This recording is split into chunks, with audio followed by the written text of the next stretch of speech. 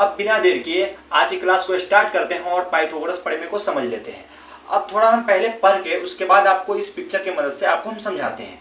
पहले डिफिनेशन को पढ़ते हैं। एक समकोण त्रिभुज में कर्ण का वर्ग शेष दो भुजाओं के वर्गों के योग के बराबर होता है। इसका मतलब क्या हो, देखिए हम आपको इस पिक्चर को पहले समझाते हैं। देखिए यह एक समकोण त्रिभुज है, तो ABC एक समकोण त्रिभुज आपको दिख रहा है।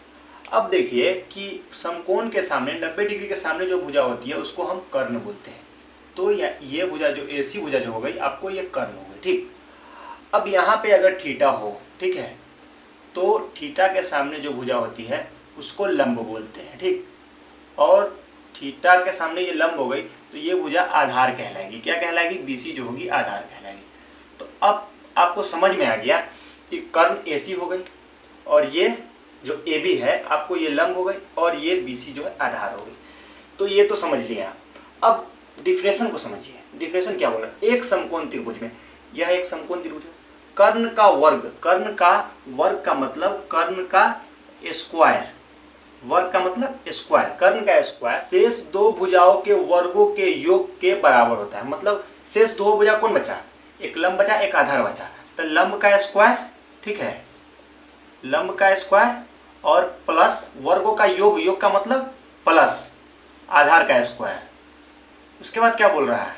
लंब का स्क्वायर प्लस आधार का स्क्वायर के बराबर होता है, इसलिए बराबर। इस तरह से यह एक फॉर्मूला निकलता है, ठीक है, यह एक फॉर्मूला बन गया। इसी फॉर्मूले का इस्तेमाल करके हम समकोण त्रिभुज के दो भुजा अगर हमको दिया रहे तो तीसरी भुजा का मान निकालते हैं। इसको इंग्लिश में हम लिखते हैं h² = p² + b²।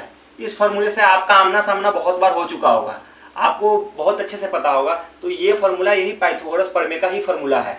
इसी तरह से ये फॉर्मूला आता जो बना, इसी फॉर्मूले की मदद से हम आपको भुजा का मान निकाल के बताएंगे। जैसे देखिए यहाँ पे आप ये AB भुजा है, इसको आप मान लीजिए ये 4 सेंटीमीटर का है।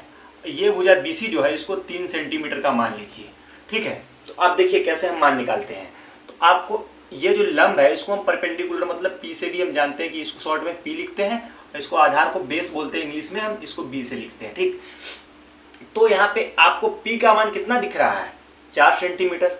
तो यहाँ पे इक्वल टू देखिए P के जगह पर हम 4 का स्क्वायर कर देंगे, ठीक है, प्लस का साइन है प्लस फॉर्मूला में। अब B का स्क्वायर है तो क्या होगा? B का स्क्वायर मतलब B का मान कितना दे रहा है? 3 दे रहा है। तो 3 का स्क्वायर तो क्या हो जाएगा?